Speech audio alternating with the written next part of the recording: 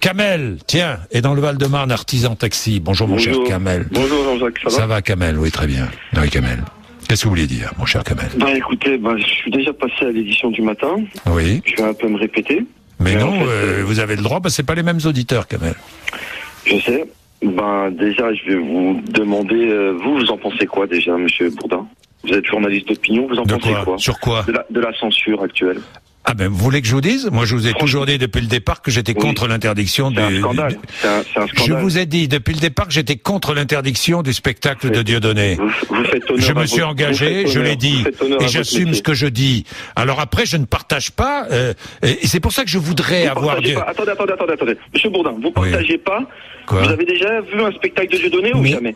Non, je ne suis jamais allé voir Dieudonné. Non, mais bon, on n'est pas obligé d'aller voir Dieudonné pour voir un spectacle de Dieudonné. Un DVD sur Internet, jamais. Évidemment que je suis allé voir et que j'ai écouté, que j'ai lu ce qu'a déclaré Dieudonné. Non, pas déclaré. Oui, mais c'est important. Non, mais attendez, Kamel. C'est un spectacle. C'était pas une réunion politique, c'était un spectacle. Est-ce que vous avez jamais vu de spectacle? Bon, Kamel.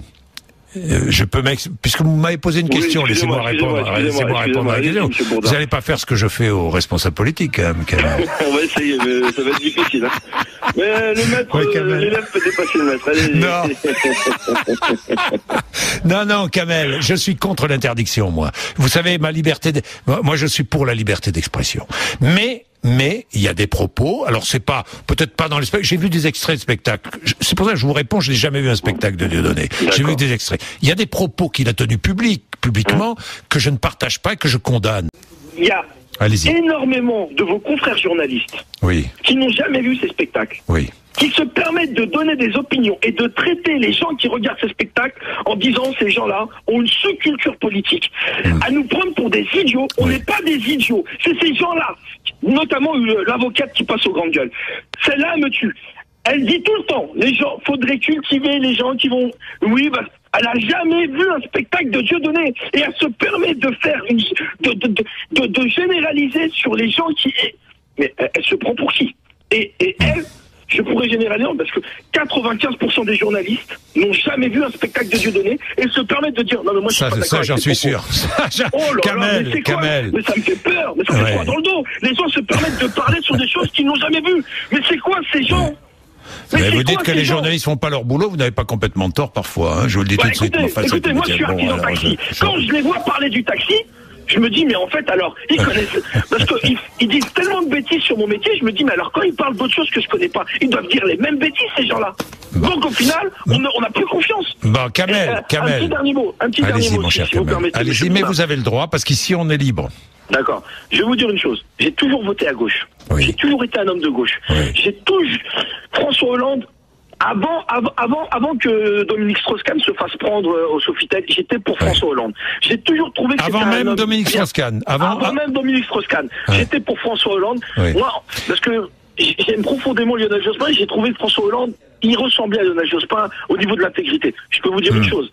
Plus jamais de ma vie, et je suis pas le seul, plus jamais je voterai pour ce pseudo-parti qui n'a de nom que le nom de socialiste. C'est pas des socialistes.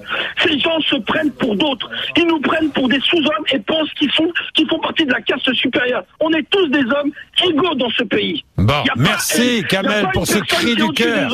Merci, ça on est d'accord. Ça on est d'accord. Merci Kamel. Kamel est emporté, il dit ce qu'il pense et c'est bien. Moi il y a une chose qui, au-delà de toute cette affaire, il y a une chose, c'est vrai que je ne voudrais pas qu'on tombe encore une fois dans le mépris du public. Le public, il est ce qu'il est. S'il choisit d'aller voir Dieudonné, c'est pas parce qu'il accepte tout ce que dit Dieudonné, tout ce que pense Dieudonné. Hein, que les choses soient très claires. Je ne veux pas qu'on condamne. Moi, je défends, je le dis parce que nous aussi on est accusés de populisme, on est accusés sans cesse parce que dès qu'on donne la parole aux gens, dès qu'on est attentif à ce que pense le public, eh bien on est accusé de tous les maux. Oui, mais il faut respecter. C'est une question de respect. On doit respecter le citoyen ou la citoyenne. Bon, Denis, Olivier sont là. Il est quelle heure? Il est 9h33 et Mathieu Bellé.